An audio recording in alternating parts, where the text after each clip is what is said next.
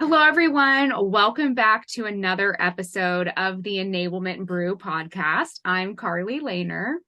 And I'm Malvina, and we're so excited you're joining us. February, first episode of February, so it's Yeah. exciting. Yes. So we have Matt Schalsey on. I've known Matt for a couple years now. We were just talking about this before we hit record that I was on his podcast, Matt Chats, right? And this was Yep, like I think like in 2020 or so, like I have no, it was like we said, it years feels like ago. decades ago at Right. this point. And so super excited to have him on the brew. So Matt, why don't you introduce yourself? Tell us what you've been up to and yeah, we'll dive in. Yeah. Thanks for having me on, by the way. I was like super excited. It's definitely one of my favorite top podcasts that I listen to every week. So absolutely happy. And kudos to you guys because hosting a podcast is hard work. Which is why I've like started and stopped like a few of them. Uh, anyways, yeah, Matt Schalsey, so director of enablement over at Advantive. So it's a newer manufacturing company that was just founded June of 2022. So super exciting company. We've got sellers of 29 employees and still growing. And also the co-founder of the Enablement Squad. So if you haven't heard of me, I apologize. I'm pretty loud and boisterous. I told Carly that prior as well too. I like to make sure that people are connected. I'm a networker as well. So what have I been doing? Oh God, what have I not been doing? Last year, 2022 was a roller coaster, right? Was laid off twice. So that means I started two different jobs and we revamped an entire community of the Enablement Squad last year, which was super exciting. We did a full rebrand, celebrated our third birthday. On a personal note, adopted my son, bought a house. It was just a crazy year in 2022, and I don't know what expectations I have for 2023 yet. So we are here. Sounds like a whirlwind of a year. It was nuts. To celebrate the end of the year, we got a bottle of Cristal and we just we rang in the new year with that. Yeah, So like we made yeah, it. we had fun. So the topic that we're going to talk about today really is like networking. And within enablement, I think it's so important to network because that's how like I've learned a lot of the things that I know in enablement. And also like kind of just one of the reasons why Malvina and I started the podcast was to like share our knowledge, but then have people like you, Matt, come onto the show and share your knowledge as well. So as a co-founder of the Enablement Squad, can you tell us like how that started and like how many people are a part of the Enablement Squad now? It's like thousands at this point. So Yep, yeah, tell us a yep. little bit about the squad. Yeah, definitely. So the squad was formed about 3 years ago. We're rolling into our fourth year this year. It was crazy because I was very new to enablement and very junior, very naive. I did not know what enablement really meant. And so for me, I self-dubbed Stephanie Middaugh as my mentor, and she hated that. So if you guys know Stephanie, you know she's not like she's very humble in a instance there. But she and I were having like monthly chats about what I can do to level up, how can I continue to learn. And then as we were continuously having these, we kind of like plateaued where I knew as much as she did and she knew as much as I did. And we're like, this sucks. Like, now how do I get more? Because there's no education that's really out there. Yeah, there's certifications, but is it tangible to really like get all the information from those certifications? And then on top of that, like networking was so weird. And we all know how much we hate the blind LinkedIn request. Like, Yeah. oh, damn, what is this person going to sell me? I have no idea who this is, where they came from. But it was one of those like my mantra is if you have enablement in your title, you automatically get an ad. Like, I don't care about that. 100%. Yeah. But I know that there's several others that are not like that, like me in that instance. So we were talking like, how do we get more engagement to ask these questions without ridiculously blind ads on LinkedIn? So we kind of were chatting, and Stephanie was like, you know what? It'd be really cool if we had like an AOL instant messenger. So if you don't know what that is, you're too old to really like participate in that conversation. But it was really cool back in the day. Yeah. And I say back in the day because now I have to say that because it's ridiculous. Did you have a But MySpace account? yes, I did have MySpace. I honestly was really bad at MySpace. I never really like got into it all that much, but Yeah, I did have a MySpace account. My top 5 were there. So I was like, hold on, Stephanie, the classic, like, hold my beer. And I literally created a whole Slack channel. And it was like, Stephanie, here, look, we can do this. We can communicate. I'm tired of texting you all the time. Like, let's just Slack back and forth because I had Slack, she had Slack. And we were like, okay, let's set a goal for ourselves. If we get 100 members within the year, we'll be good. So fast forward 3 years down the road, we're already over 2,500 members plus and growing. Over the last year, we had over 1,000 members just join in a short amount of time. So it's crazy. It's booming.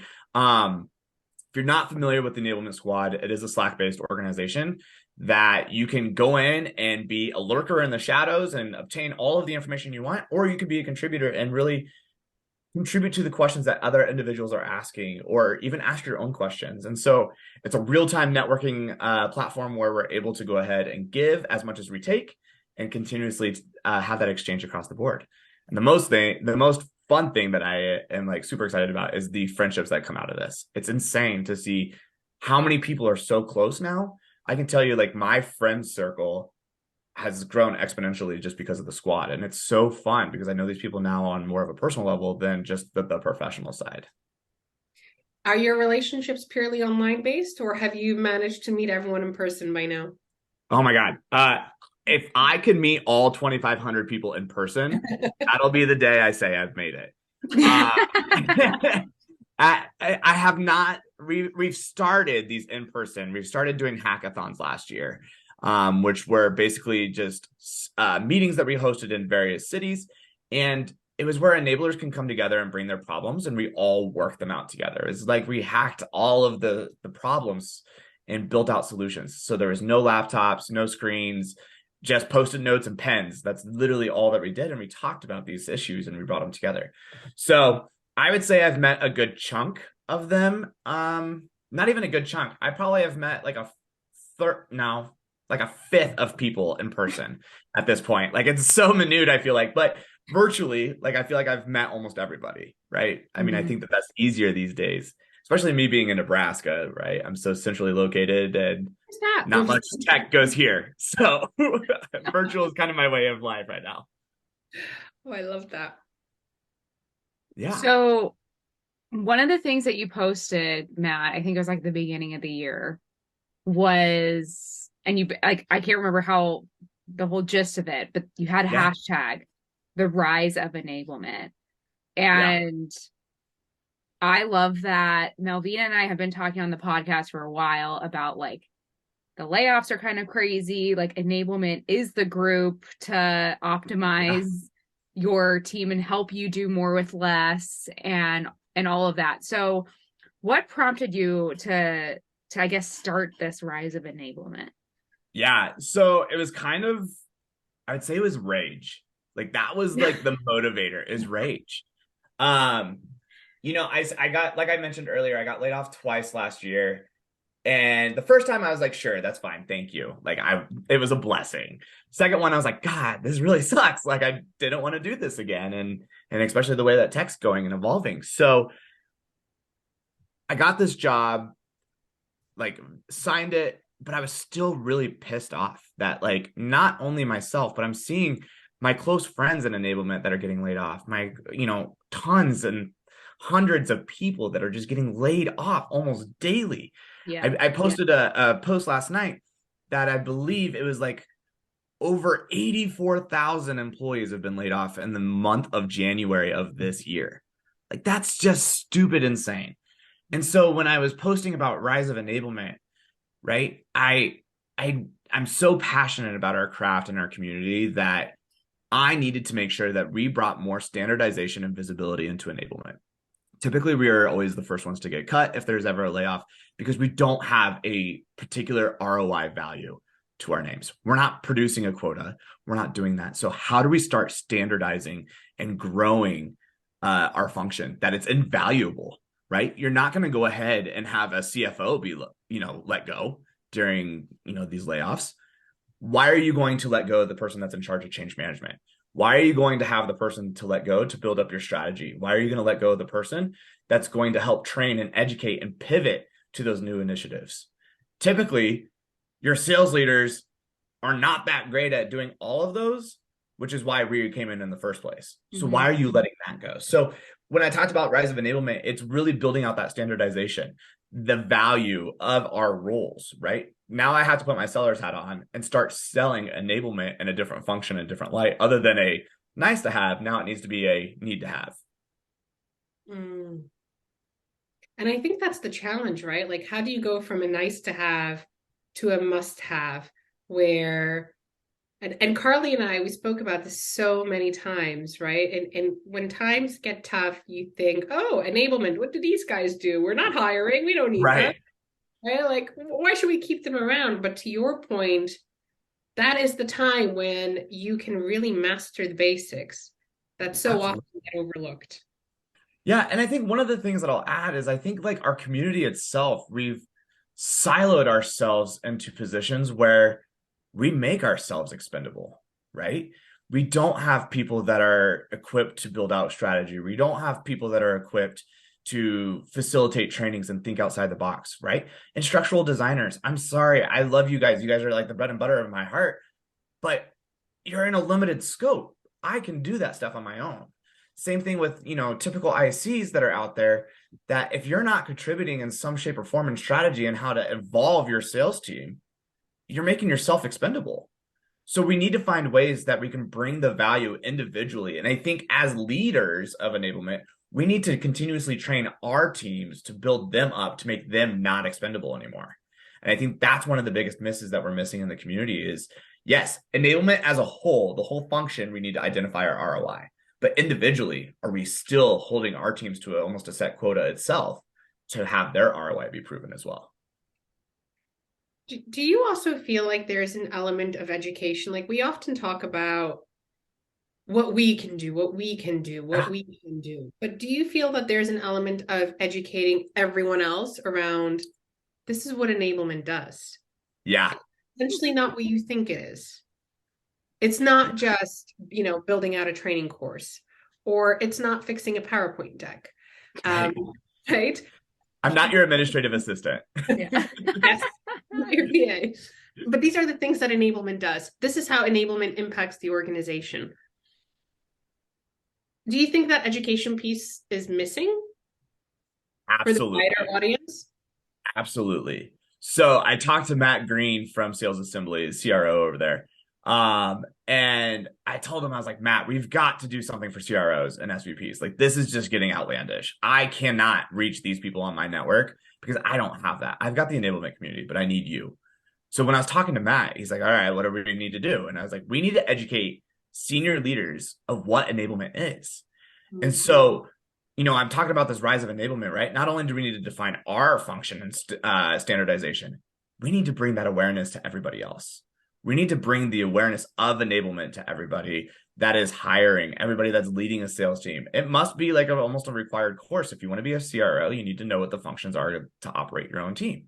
Mm-hmm. Same thing with RevOps, right? Like, I'm not going to go down the RevOps cycle, but RevOps can oftentimes be a yes man team too. And we don't want that. We want them to be in tandem to operate and function the business. And so when we're facilitating these, I encourage every CRO, sync up with an enablement leader, and let's talk about how exactly we are here to serve you and help your team and invoke change across the org to pivot any type of strategy that we need to make. And so one of my missions that I want to finish up this year with my Rise of Enablement, by the end of 2023, I want to be building at least an 8-week tangible course for enablers on how to bring standardization and ROI into your organization. I've got tons of certifications that I've taken during my times off that I don't feel like I have that value to show to them. I know the actions, I know the craft. I don't know how to prove that value. I don't know how to build those reports. How am I actually being tested and graded and challenged from not an online course? So right. How do we go ahead and get that launched, right? So that's V1. V2 would be the leaders section. If you're going to have enablement, take this and know how your team is going to operate and function and not live without an enablement practitioner on the team. Yeah. I think it's interesting, the whole like education of CROs. Yeah. Because like one of my previous bosses, and like he's a CRO, and he hired me. He's like, "You're the expert. Like, I just trust you to like do whatever." Like, Right. that's great. Like, I totally love and appreciate that. However, it would also be nice to have a manager who's like, "Hey, I'm holding you accountable to these things." But Yeah. it takes a lot, like for someone like me, like I would just say, "Hey, this is what I'm going to try and improve this year. These are the metrics." But for maybe a less seasoned enablement leader or professional or for a team of one, Right. they will need some guidance from their VP of sales, CRO, to say like, "Hey, this is what I expect from enablement." And I think Malvina and I were at the Enablement Summit in London, and there was a CRO summit going on at the same time. Yes. We were actually in one of those sessions because Malvina's husband and my boss were speaking on a panel together, just like out of the blue, right? Love And it. someone and one of the CROs in the audience like asked about enablement. They're like, "Do you have like an enablement team to help you with these things?" And like, I was sitting there like, "Yes, I'm the enablement person for my boss." Right. But it was actually kind of amazing how like there's starting to be some like aha moments, and like enablement really should be in this room like running this show for them basically. Absolutely. Yeah. And so I just find it super interesting that enablement isn't that new of a function anymore, but I still feel like CROs don't fully know the full scope of what enablement can do. Absolutely. And I during my search, I kind of was blurring the lines with some leaders and trying to understand like where they wanted to see enablement as. And it was interesting to get a feel of some of these, but they were almost like, I want you to be my chief of staff in a way, right? I want you to run my business with me, not for me, but with me. And it was awesome to hear like, I have almost equal power. I'll give it 51-49, right? Almost Yeah. equal power to help run the organization the way that I see fit based off of the trends of our sellers, basically off the trends of the industry. That's where the expertise comes in. That's what we're trained to look at and trained to do. So it's really awesome when you have a CRO that's very adamant about enablement. My CRO now was 100% like, I need enablement. In fact, our CEO is all about enablement. The board is all about enablement. And so it's a lot of pressure on me. Like now I got to deliver really great enablement for that. But it's awesome to see like there's so much investment in this company at Advantive right now for enablement. And I don't think a lot of other companies are really challenging the norm of what all enablement will be able to do. Yeah. Can we talk about another thing which is really closely related to this, which is the element of accountability? Yeah. Enablement can put together a great training. They can roll out an incredible process. They can invest their time in all of these amazing and incredible things, which are going to elevate the team, make us more successful, hit our numbers, have a smashing quarter. And I read a post, I think it was this week or last week, the weeks are getting blurred. But the post was, enablement, you are not the parents of AEs and SDRs. You are the aunts and uncles. An aunt and uncle can't teach a child to wash its hands when it gets dirty. It's the parent's responsibility. Right. So where does the accountability lie? And do we feel like there is enough accountability amongst CROs, VPs of sales, sales enablement managers to hold the AEs, the BDRs accountable for all the incredible things that enablement is building out? We're talking about proving ROI and how we're going to measure, right? But that accountability piece and actually doing the things is a whole other story sometimes. So in my personal life, we've got some stuff going on personally that is like, there's stuff that I can't control, right? And I've kind of taken that mindset to my professional life. Why control the uncontrollable? And I think oftentimes as enablement, we want our finger on everything, right? Because if we don't have it, we lose it, or we don't have, control to see what's actually being done. So when you're talking about the aunts and uncles, while you're saying this, I was like, oh my God, I love that analogy, but I also hate it at the same time. because it's almost like the aunts and uncles have to also teach the parents how to raise their kids. So how do we bridge that gap, right? Like, I'm not telling my sister how to raise my nephews, like that. Hell no, I would be probably shunned for life. But how do we continuously influence the parents to do what we need them to do, right? Go back to those roots about how we were raised and teach that to those new green sellers. So when it comes down to accountability on those, I think we need to take a step back and just reevaluate what elements can we control, what elements can we produce. I think oftentimes what we're doing is, yeah, we're building out a kick-ass training, we're building kick-ass programs, but we're not really identifying what motion we're trying to change oftentimes. And then the other side is we're not telling those managers how to coach and the cadence of coaching to those exact programs. We'll tell them like, hey, here's a playbook. This is the initiative that we're doing. Make it happen. And that's typically where we wash our hands. But if I give you a cadence, put it in your 15-5 or your weekly one-on-ones, whatever it may be, and say, this is your initiative for the next month to coach on. This is how long I want to see this to make sure that we can drive the program adoption here. And I think we also need to be police in a way, or like lawmakers to enforce this and say, hey, listen, like this is the program and I need you to be doing this. And if you're not doing that, we have to build that accountability with the CRO and say, if you're not wanting me to hold these people accountable, then why am I even building you a program right now? Yeah. Because that's holding the CRO then accountable as well as the managers. So it's got to be like this ever-changing train, right? It's the Amtrak that goes back and forth. We need to quickly deliver messaging to the CRO, but also delivering stuff on the front line by having some stops in the middle at the same time. Yeah. Trickle down. I like Trickle that. down. I like that. Yeah.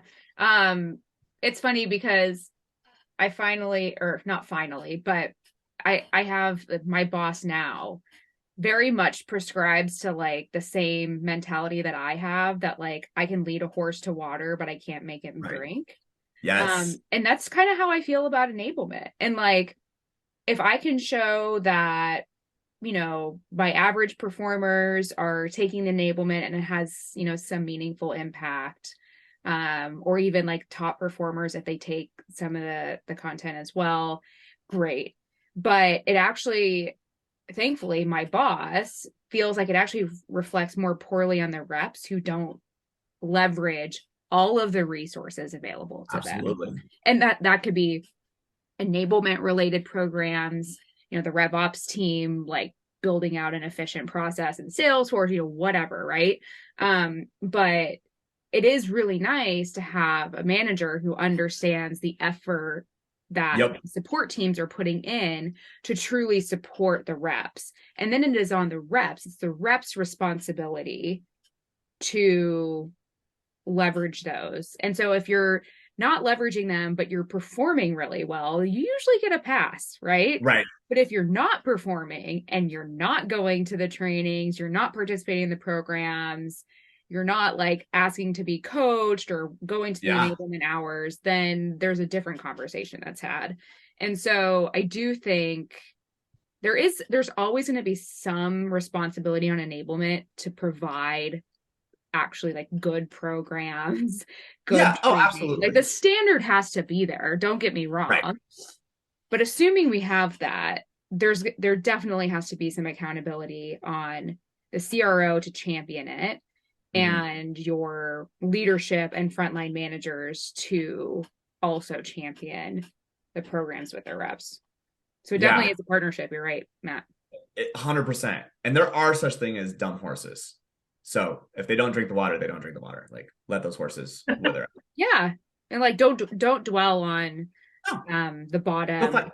You'll find more horses. Bottom 20% that aren't going to do it. Like, don't dwell on them. Focus on the middle. Exactly. That's exactly where I stand. Yeah. I have to say, though, those top performers, you can be a top performer who absolutely doesn't take on board anything that enablement ever rolls out. Yep. And as much as we say, but they're the top performer, but so much of their behavior is then adopted by the rest of the team. Yeah. And it becomes a lot more difficult to change it. Because you might not be that top performer, but you look at the top performer, oh, but he's not doing that. Yeah. Oh, he's not following that new process. He's not utilizing that new tool.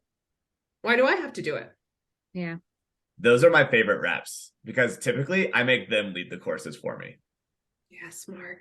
Yeah. I mean, first of all, why waste my time? But two, people already look up to them, so might as well just utilize them as a resource anyways. And it challenges their thought process and it challenges ours, right? Like maybe they are doing something better that I haven't thought of. So it challenges us at the same time. So why not utilize the same resource? Yeah. So yeah, I mean, with all of this being said, right? Like that rise of enablement, accountability, standardization, ROI, all of that stuff, we need to bring more awareness, not only outside of enablement, but everywhere. And so one of the things that I'm super excited, you guys are the first people to be able to hear this out. But the Enablement Squad is actually partnering with 4 other communities that are going to be championing this as well. So we've got WISE, Women in Sales Enablement, is going to jump out there. We've got Sales Enablement Society. Paul Butterfield and the rest of his team is really jumping on board with this. We have Sales Enablement PRO jumping on board to help out with this, and Sales Assembly. So all 4 of us are providing a program and initiative called the Bounce Back Enablement Initiative going on, launching Friday the 10th. So super excited that we're going to have this out there. It's going to have the full talent directory. We have certification sources coming in from PRO. We have job boards being built out right now by Sales Enablement Society, resources from WISE, resources from Sales Assembly as well. And it's nonstop of the growth that we're being able to get. And I know that this is only the beginning of where this alliance will start to build out and, perform for the community. But given that the fact that these communities do not survive without our enablers having jobs and being able to participate real life experiences, I've got over 120 people right now in the talent directory that need jobs. And so all of us are championing to get all 120 of those individuals back in the job market through enablement. So super excited. That's kind of like the big announcement that I wanted to share with you guys, but super monumental that for the first time ever, all of these communities are being able to partner up together and really drive an initiative that hits home for every enabler, regardless of what community you're part of. Yeah. So exciting. That is super awesome. pumped. Yeah. And it kind of ties it all together because we couldn't really accomplish the rise of enablement without the network effect, right? And so, talking about the importance of networking at the beginning of the episode of like connecting with other people, learning from each other, honing your craft. But now, like, we got to like really streamline and standardize enablement. And we're going to accomplish that this year through multiple communities and networks that are going to partner together. So Matt, that's super, super exciting. Yeah. Very well done. Thank you. Really pumped. I've wanted to be doing some partnerships with other communities in the past, and it's so hard to find where that fit really was. And this was a no-brainer. This was like, this answers every question that I've ever wanted to have. And so all 5 communities are super pumped to come together, building that bounce back enablement initiative, as you're going to see on the 10th, and all brand new branding, websites, talent boards, resources, everything that's going to be out there, you will be able to have access to starting the 10th. Nice. And it's beautiful and it's so timely. So timely. Yeah. And it's crazy. Like if I can think that this is 5 communities that are going to come together to support just this one initiative, could you imagine what we're going to be able to do once we finish out this initiative? The options are endless. Yeah. We're going to be able to provide so much to the community by keeping our own brands as well, but really giving back and providing those resources continuously as a community group, as an alliance that's going to help all enablers. Would your advice to anyone who's in a position right now where they're looking for that next opportunity, we're talking a lot about networking, but is your advice, don't be a lurker, actually be active, take an active part if you're joining something? Yeah, I was challenged when I had a job. I was challenged because I was like, Stephanie, I really want to make this big. Whitney, Seek, I really want to make this big. Like, how do I continue to be somebody in the market? And it was talking about building a personal brand. So we've all heard like Irina, I'm going to butcher her last name, Sereno, I think, Seismic. If you don't know her, please, you have to know her. She's great. You gotta follow her, Anyways, like yeah, at a yeah, just at minimum. least follow her. Yeah. Anyway, she wrote a book on personal branding, and it was really awesome because that's where I took this level and that message. And so for those that are in the job market, right, do not be a lurker. Find a way to get your voice out there. I don't care if it's a shitty point on LinkedIn. Tag people in it, get their thoughts, ask a question publicly, find ways to engage with your network across the board. Mm-hmm. Do not be quiet. Do not just sit in the shadows, because if you do, nothing will ever come to your light.